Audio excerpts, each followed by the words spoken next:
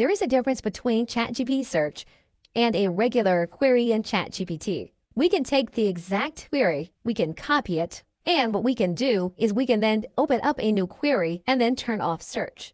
So in this case, we're going to start a new chat. I'm going to make sure search is turned off, and we're going to write in our query for ChatGPT.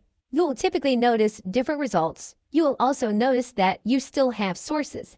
So if you have ChatGPT Search available, ChatGPT will still use ChatGPT Search to assist you in the process of bringing you results without hallucination.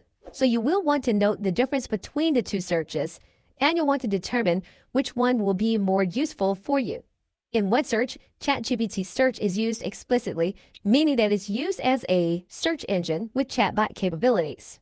The other way to use ChatGPT Search is to use ChatGPT as a chatbot, which is empowered by ChatGPT Search.